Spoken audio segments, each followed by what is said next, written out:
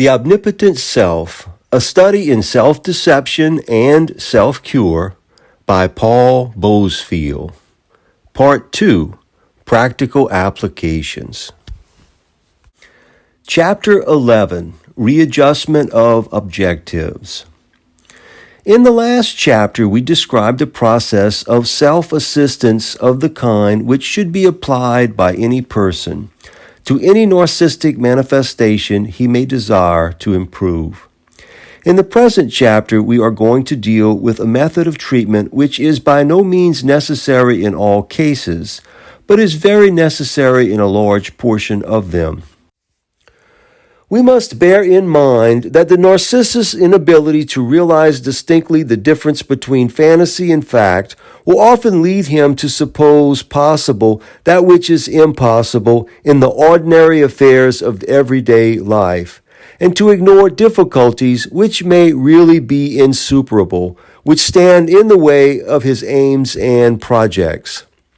He will thus be continually finding himself at a disadvantage, continually failing from apparently trivial reasons to accomplish an end, and as a result, he may become depressed, nervous, worried, and subject to that lassitude accompanied by headaches, which so frequently comes to the narcissist when he struggles unavailingly with the ordinary aims and tasks of everyday life.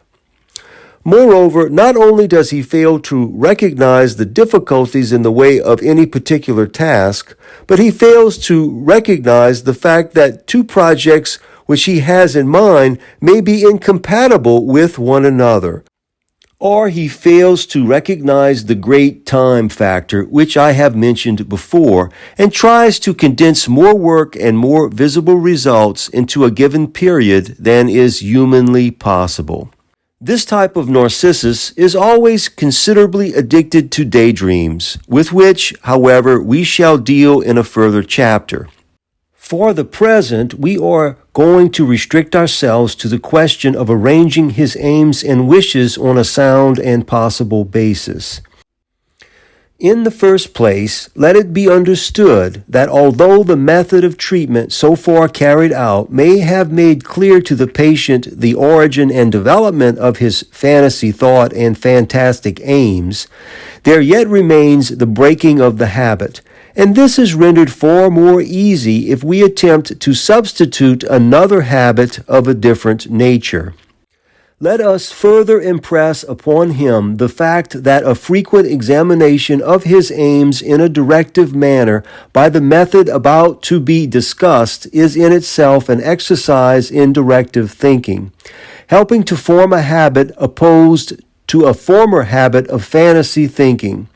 And lastly, let it be remembered that narcissists are generally very adverse from making real personal sacrifices which have no glamour attached to them, that they object to adapting themselves to reality which may be unpleasant, and that by the method I am about to describe, they will have to deal in trivial things, and the conscious adjustment which they will thus make towards reality will gradually become habitual. What we are attempting to do now is to substitute directive thought and directive aims possible of attainment, for fantasy thoughts and impossible aims. Most people will find on self-examination that their aims are by no means clearly defined. They have an object in life, but it is vague in outline and ill-defined. It is often only a question of getting somehow through life, with enough food to eat and sufficient fantasy thought to keep them from boredom. This again is especially the case with some women, whose household duties require but little directive thought, since they are daily repetitions of the same thing. Dusting a room is a habit which becomes pleasanter if accompanied by fantasy thinking, whereas had that woman some definite aim, apart from the habit of house cleaning, it would be possible to accompany the room dusting with directive thought which revolve around the aim in question. And this would very much add to the pleasure and efficiency of the individual's life. If a person on self-examination finds that his aims are not clearly defined, or are in conflict with one another, or, on the other hand, that his aims or thoughts are in part fantasy and impossible of fulfillment, that person should at once deliberately remold and restate his aims so that they become A. Clearly defined, B. Clearly possible. Moreover, the aims should be of two kinds. 1. Immediate. 2. Remote. The remote aim is the ideal for which he is striving, and however high that ideal be, it should be of a kind possible of fulfillment, not necessarily in the lifetime of the individual in all cases, for he may be working for something of which he does not expect fulfillment for even hundreds of years. Yet it may be perfectly legitimately termed a real aim, as opposed to a fantastic one.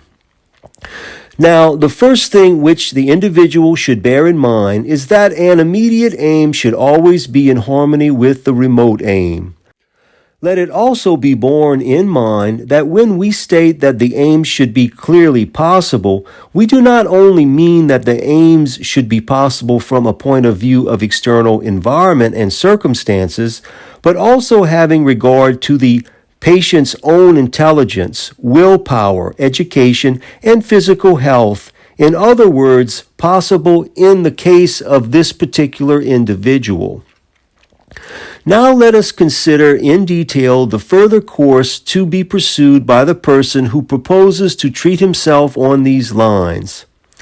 Let him take pencil and paper and write out in the fullest of details a list of his aims, great and small, in the first place without any reference to their bearing upon one another, or any attempt at classification, keeping in mind that by aims in life we mean wishes which he hopes will be fulfilled. Let him think of every conceivable wish in his mind and write it down, whether fantastic in nature or trivial, or whether both possible and important.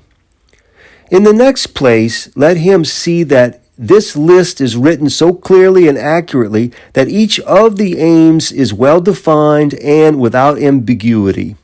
Now let him run through the list again and see whether any of the aims are in conflict with one another, and whether any of them are inconsistent from the point of view of his and are therefore impossible of fulfillment.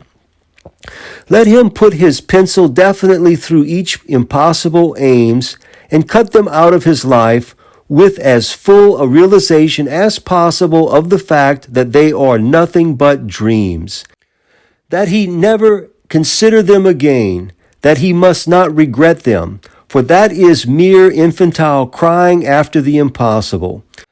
He must replace them in due course with others possible of fulfillment.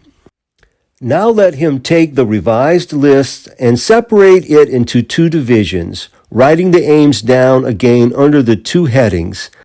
1. Immediate aims, and 2. Remote aims.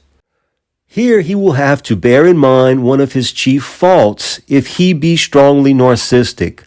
Such persons in their fantasy carry their aims to completion long before reality can permit of it.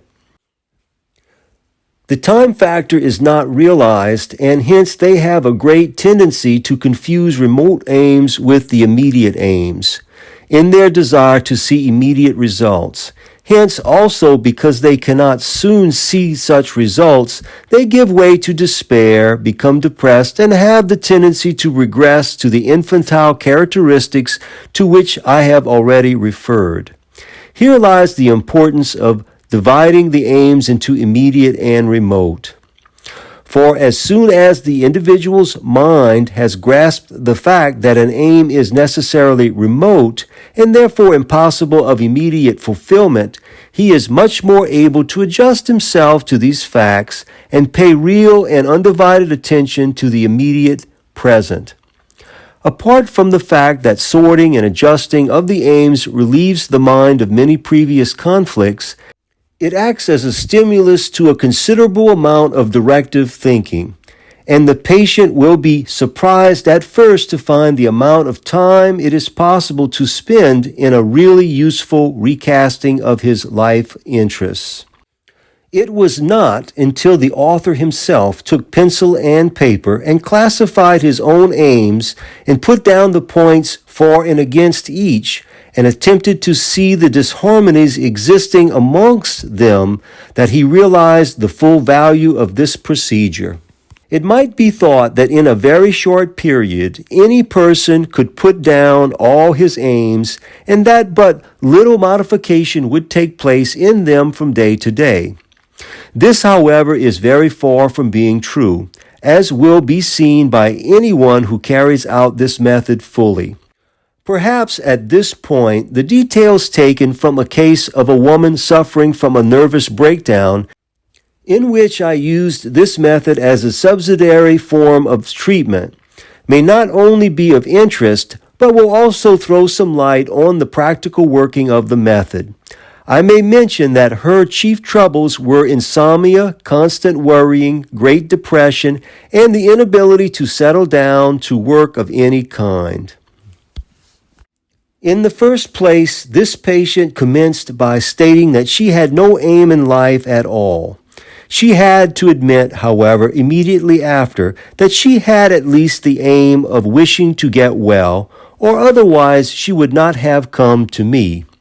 On being asked why she wished to get well, several subsidiary aims appeared. For the most part, they were rationalization, and I knew these aims would be thrown over in due course, but that for the purpose in view did not matter.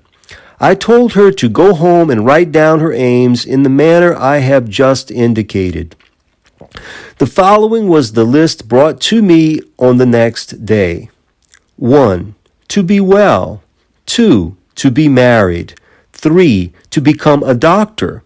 4. And if I cannot do that, to become a masseuse. 5. Or a psychoanalyst. 6. Or a private secretary. 7. And I should like to have 2 children. With this rather pathetic list in front of me, I asked her to give as far as possible the reasons she had for these various wishes, and to examine these on the lines I had indicated with the following results. 1. To get well. The reason for this aim is obvious. It is necessary in order to obtain the others, she said. 2. To get married. This aim has 3 subsidiary immediate aims, she replied, and there may be others. A. I want a comfortable home of my own. B. I want satisfaction of my natural instincts in accordance with the custom of ordinary adult life. C. I could attain the later aim of having 2 children. She immediately added, in that case, the aim of having 2 children is a remote aim, and if I follow your advice, I must no longer have daydreams about them. I must put them out of my thoughts. I must not waste time on anything connected with them until I am married. 3. To become a doctor. Concerning this, she added, I have always liked studying zoology and microscopic work, and diseases. Moreover, it is the only way in which one can make money in a really interesting manner. She then stated that she realized this to be a double aim, and to consist firstly of the aim of earning a livelihood, and secondly of that of having an interesting occupation. This aim was soon discovered to be fantastic, however, for she had to admit that her financial position would not permit of the necessary study, and that there was no prospect of any improvement in this. She therefore realized that although she had had it in the back of her mind for several months, that somehow such an aim might be possible of fulfillment, she now clearly saw that it was not. She had once removed it from the list and realized that neither regrets nor fantasy in connection with it would be of any avail, and again that she must bear in mind possibilities and realities. 4. To become a masseuse. She had once stated her thoughts on this subject. I have known one or two masseuses who seemed to make money and who were very happy. Moreover, it is an occupation that a lady can take up. She then discovered that this involved three aims: A, to make money; B, to be happy; C, to remain genteel. On the opposite side, however, she added that she was not sufficiently physically strong for the work and was afraid she would soon tire of it, because as an occupation itself, it did not appeal to her. This aim also immediately disappeared from the list. 5. To become a psychoanalyst. This, said she, was a very interesting subject, and she thought she could do much good by means of it. Moreover, she thought she would like psychology, though she had not studied it much as yet. Moreover, she said, psychoanalysis probably makes a lot of money. And further, it would be very nice to sit at home in an armchair to do one's work and to let other people do the talking. She at once recognized this latter idea to be a thoroughly narcissistic regression. And then she found that all the other ideas contain multiple aims in themselves, each of which had to be thought out and classified, and into the details of which I need not go. Except to say that when she considered the matter from a practical point of view, the difficulties of training, the time it would take, and more especially the fact that she feared that psychoanalysis might not be popular by the time she was ready, she determined that it was only a fantasy aim upon which she had been wasting fantasy thought, and she ruled it out. 6. To become a private secretary. On this point, she considered that her appearance and general education would help her and was quite compatible with that aim. But she knew no shorthand, bookkeeping, nor typing. She, however, realized at once that the immediate aim in this case should be the shorthand, bookkeeping, and typewriting, and she said, I will go tomorrow and see where I can learn these things. I pointed out to her that she might very possibly change her mind when she considered things further, but that even if she did so, the mastery of shorthand, typewriting, and bookkeeping might stand her in good stead. And in any case, she would be working for an immediate object in turning some of her fantasy into directive thought. And on the morrow, she actually did commence her studies on these subjects. 7. The desire to have 2 children. This was at once classified, as I have already said, as a remote aim, though as a matter of fact, she got married shortly afterwards, and the remote aim is now on the way to being fulfilled, as she has 1 child. I have shown by this example the ill-considered, fantastic, and conflicting aims which some persons may at first produce when they attempt deliberately to classify them. But it must be remembered that each of these subsidiary aims which she had discovered her primary aims to be divided into were, in turn, again capable of being divided into further subsidiary aims. And the next stage of this form of technique is to discover these. Day by day, the pencil and paper must be brought out and a list of aims and wishes for that day compiled and considered. They must be in turn examined to show 1. Whether they are compatible with one another, 2. Whether they are compatible with other immediate aims, 3. Whether they are compatible with the remote aims. A strong attempt must then be made to eradicate any aims or wishes which are antagonistic to one another, or to the primary aims of the individual, which have already been passed as real. As progress is made, definite and personal aims will be developed day by day, many of these, no doubt, apparently trivial, others at least important for the day in question. All important from the point of view of developing the habit of thinking in terms of reality. For instance, on one occasion, the lady above mentioned wrote on her list in the morning that she wished to work hard at her shorthand in the early part of the day. to go to a matinee in the afternoon, and to a dance in the evening.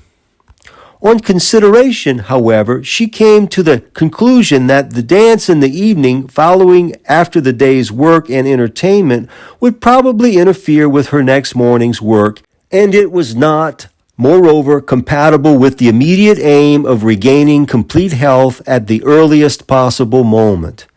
It was therefore rejected. The lesser aim was recast and a quiet dinner with a friend substituted. Only by such rigorous and possibly painful self-treatment can the narcissus conflicts be regulated and viewed in a proper perspective. Every daily aim has a further subsidiary aim pertaining to it. For instance, a man may have made up his mind to devote a certain part of the day to studying. The lesser aim includes the subject to be studied, the amount to be done, and the time to be occupied. It is important that he should not overestimate the amount he can get done in a given time. One reason why so much detail should be considered is that it is astounding how excessively a person with a tendency to fantasy thought overestimates the amount of work it is possible to get through in a given time. No sooner is a task commenced than he expects it to be almost finished. The daily program frequently includes far more than is possible, and he forms a habit of being late for everything. All this being merely the ordinary omnipotent idea of childhood, which fulfills a wish in fantasy as readily as it is formed.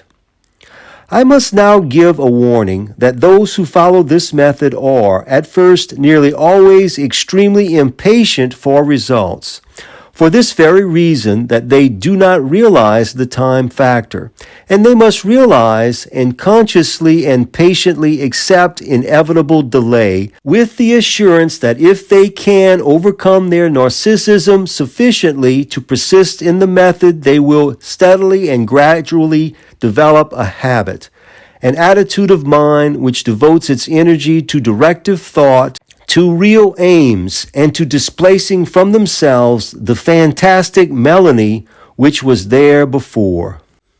End of chapter 11.